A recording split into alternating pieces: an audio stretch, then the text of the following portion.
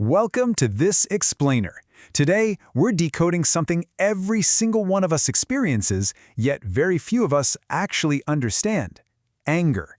We are going to dive deep and uncover the hidden psychology behind exactly why we get mad, what's literally happening in our brains, and, most importantly, how to actually master it.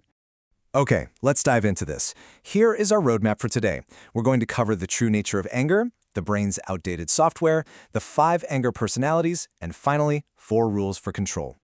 Now, you've probably heard the classic advice, right? Just take a deep breath, count to 10, try to think positive thoughts. Well, let me stop you right there. These are just temporary hacks. They don't even touch the root of the problem. Relying on counting to 10 is kind of like putting a tiny little bandage over a smoking, completely broken engine block. It's just not going to work. To really gain control, we have to reframe what we're actually dealing with here. Anger is not just some random, sudden emotion that magically drops out of the sky to ruin your day. It is a highly predictable internal reaction system. And here's the blunt truth. Until you figure out how this system actually works inside your head, you're going to keep getting triggered over and over again. So, Part 1, the true nature of anger, uncovering the root cause. First up, we've got to bust a very common, very dangerous myth. Most people think, hey, they did something wrong, therefore I'm mad, it's totally their fault. But think about this quote for a second. If anger was caused by others, everyone would react the exact same way to an insult. I mean, it's so true. One person hears an insult and literally just shrugs it off, while another person completely explodes and throws a chair over the exact same words. And this brilliantly illustrates what's really going on.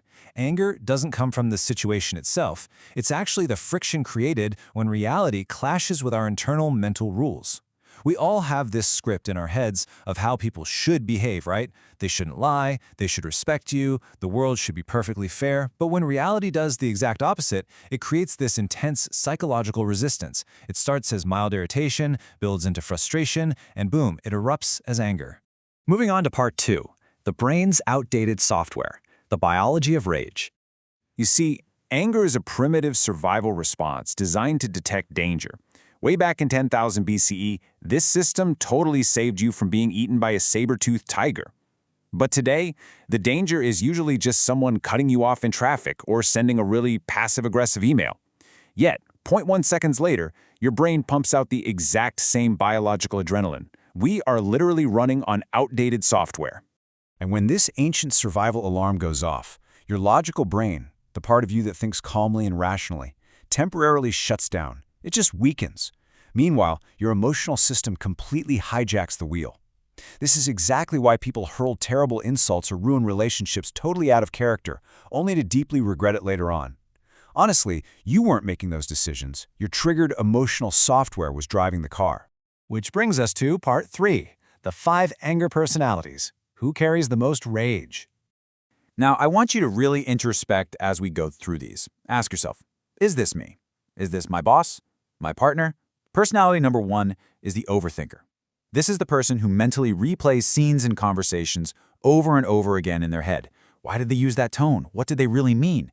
By constantly looping these past arguments, they artificially keep the anger alive and multiply its strength. Next up is the suppressor. On the outside, they look totally chill, unbothered. But on the inside, they are quietly storing up all this frustration, stress, and past pain. They don't react to every little thing, but they're basically building up this highly pressurized tank of emotional baggage until they inevitably explode. And when they do, it's honestly terrifying because they aren't just reacting to that one moment. They are unleashing years of stored pressure all at once. Then we have the control freak. This personality expects reality and everyone in it to follow their specific rulebook perfectly. But here's their massive flaw. You absolutely cannot control reality. Because things rarely go exactly the way they demand, they live in this state of constant, low-level irritation, which directly leads to severe and frequent frustration. Number 4 is the high ego. This personality takes literally everything personally. A simple disagreement or being left unread is instantly perceived as a direct attack on their personal value. Their ego just snaps into defensive mode, causing them to flare up over the absolute smallest perceived slights. Finally, we have the emotionally weak. Look, here's a hard truth. If a tiny comment completely dictates your mood and behavior for the rest of the day, you are being controlled by your emotions rather than understanding them. Emotional strength doesn't mean you never get angry. That's literally impossible. True strength is maintaining total control of your decisions after you've been triggered. All right, part 4. 4 rules for control, moving from reaction to mastery. Consider this your ultimate roadmap. This is the framework you need to remember. To move from blind reaction to real mastery, you need to follow these 4 steps: delay, identify, distance, and check. Let's break down exactly how to use these in the real world. Rule number 1, and this is absolutely crucial. Anger is temporary, but words are a permanent memory. You have got to delay your reaction. As we just learned, your very first response is almost always driven by that outdated survival software, not your logic. Your ego just wants to win right then and there, but that immediate reaction almost always causes permanent damage. Don't reply immediately, don't make big decisions, just wait. Rule number 2 is identifying your exact trigger. So often, anger is just a mask for feeling disrespected, being ignored, or feeling unfairly blamed. Emotionally smart people don't just walk around saying, I'm so mad. They observe themselves. They pause and think, wait, actually, I'm triggered right now specifically because I feel a loss of control. Just by observing that specific trigger, you step out of the emotion and instantly lower its intensity. It's like a superpower. Rule 3 involves taking physical distance. There's a great saying, most fights aren't caused by the first sentence, but by the extra sentences that follow. Walking away or just pausing a conversation, that is not a weakness. It is a mature, tactical advantage designed to starve the ego of its fuel. The longer you stay in a heated environment, the more aggressive the brain gets. Stepping away is pure self-control. And rule 4 is checking your mind story. Now, what's really interesting about this is how much power we actually have. Imagine you get a late reply to a text message. If you assign meaning A, oh, they're probably just busy, you feel totally fine. But if you assign meaning B, they're totally ignoring me, you get angry. It's the exact same situation, right? But the meaning you assign creates an entirely different emotion.